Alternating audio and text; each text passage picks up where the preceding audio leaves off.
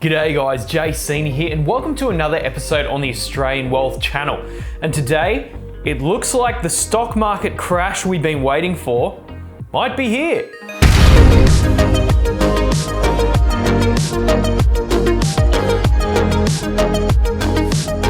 So thank you guys so much for watching. Please make sure you like and subscribe to the channel. It really helps to get these videos out to more people. So we do need to talk about this situation. You know, there's a lot of nerves going on right now in the stock market. I don't know if you can feel it, but I've certainly felt it in the last day or two. And what we've actually seen is that the S&P is down 1.7% today, with the Dow down about 600 points. It was down over 1,000. So it's quite a big move. There's a lot of fear in the market at the moment.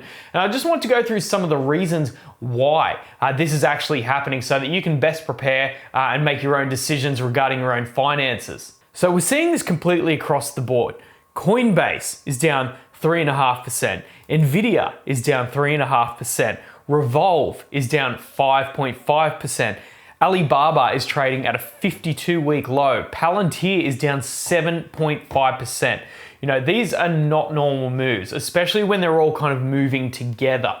You know, like any company can have a day like that just on no news, whether it be down 3.5%, up 3.5%, but a lot of these moves are all happening together. So there's something bigger that's going on. And it's not just one thing. There's a few things that are happening here.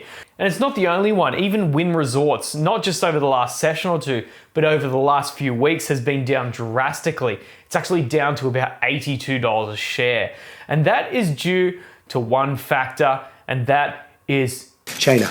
So we are starting to see a bit of a sell-off. I believe that the S&P 500 is down about 5% from the peak. So if we see another 5%, then we are in correction territory, which will be the first correction in about a year or so. So that is currently where we're at. So these are the reasons as to why we're seeing sell-off. Now, different investors have different reasons as to why they might be selling out during a sell-off. Now, the first one is that there's a lot of fear that there's going to be a contagion sweeping the financial markets from the troubled China property markets. So if you've been following the financial news, you might have seen that Evergrande, which is the second largest property development group in China, is going through a lot of trouble at the moment. In fact, it looks like they're about to default on about $300 billion, yes with a B, billion dollars worth of debt. So that is an absolutely huge debt load, and being the second largest company, second largest property group in China, there is a fear that this is going to have potential ramifications across not only China's property market, but it also might affect markets all around the world. And you might be thinking, well, why? It's just in China. Why does that really matter to us? Well, you see, the thing is, with the Chinese property market, the global economy is just so connected now. Now, from an Australian perspective, if China's property market goes down, that means people are going to start getting in trouble there, which means less construction going on.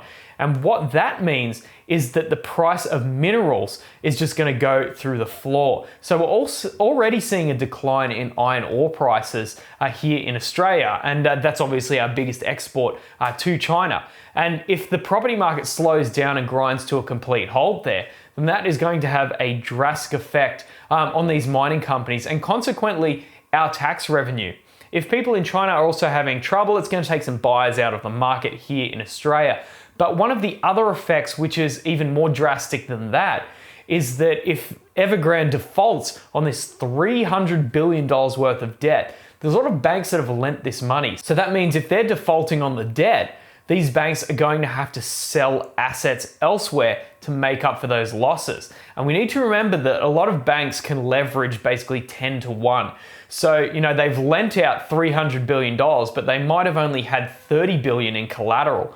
But they're going to have to claw all that money back. So this could lead to a real liquidity crisis. And it's not just Chinese banks that are exposed to this. We need to remember that there are banks and investors all around the world that are exposed to this. So we'll have to see what happens. You know, it depends whether the CCP ends up stepping in and they might take over the company for an absolute bargain. You know, that's something they've done in the past. I personally believe that's where it'll go. I don't think there's going to be a huge crisis out of this, but it's something to keep an eye on for sure, because China being the second biggest economy in the world at this stage, that means that there's going to be a lot of ramifications felt through the entire world. The second reason that there's a lot of turmoil in the markets right now is due to the Federal Reserve in the US. Now, the Federal Reserve on Tuesday begins a 2-day meeting, and investors are a little bit worried that the central bank are going to start pulling the reins in on that loose monetary policy. As you know, the interest rates have been dropped drastically, and there's a lot of stimulus that's being put into the markets. And you know, when that's happening, investors are incredibly happy. But there is a bit of a fear that they're going to start reining that back in, which would actually be quite sensible. You know, we can't just keep printing forever. Or can we? What this basically depends on is how inflation plays out, and also the improvement in the job market. We'll just have to see, because they have a lot higher inflation at the moment in the US compared to Australia. So we're not really seeing that yet. Our interest rates are probably going to stay low for a lot longer. But in the case of the US, we'll have to keep an eye on that. So that's spooking investors a little bit. Something else that we do need to note is that the Delta variant remains very prevalent through the US, and we're seeing a lot of deaths there. So especially as the colder weather approaches in the US, there is a little bit of concern that there might be some shutdowns or lockdowns. I don't think this is going to happen, but it's definitely something that could happen, and that has some investors a little bit spooked. And of course, we have the superstition. Anyone that's been following the stock market for a long time knows that September is traditionally the worst month to be in the stock market, averaging a 0.4% decline. So if you're investing for September and September alone, you're actually losing money, which is very interesting. So the selling tends to pick up in the back half of the month, and that's pretty much what we're seeing at the moment. So only time will tell if this is going to continue. A lot of people have basically foreseen this based on past results, so they've started to sell off. So in essence, it's a self-fulfilling prophecy. The last thing that investors need to keep an eye on is currently the brinkmanship that's going on in Washington, D.C. with Congress. So Congress has returned to Washington from a recess, and they're rushing to pass funding bills to avoid a government shutdown. So if the government does shut down, we have seen this before, but what we're going to need to see is an increase in the debt ceiling, because as we know, the US is printing so much money, and that's rapidly approaching. And Congress needs to pass that for the debt ceiling to increase. So if we don't see that, we're likely to see government shutdowns, which could certainly lead to some issues. We have seen government shutdowns before. You know, they're not incredibly drastic, but of course, you know, it is something that, you know, investors also need to keep an eye on. So with all this uncertainty and all this fear in the markets right now, what am I doing? What should you do? Well, I'm not going to tell you what to do, because that would be financial advice. You need to make your own decisions, but I can tell you what I'm doing. I think at times like this, where there's a lot of fear in the markets, it's important to keep what we call dry powder. Now, dry powder is just basically spare cash on the sidelines. I've been stockpiling a lot of cash recently, as a lot of my investments have kind of got to a level where I'm really happy with where they are.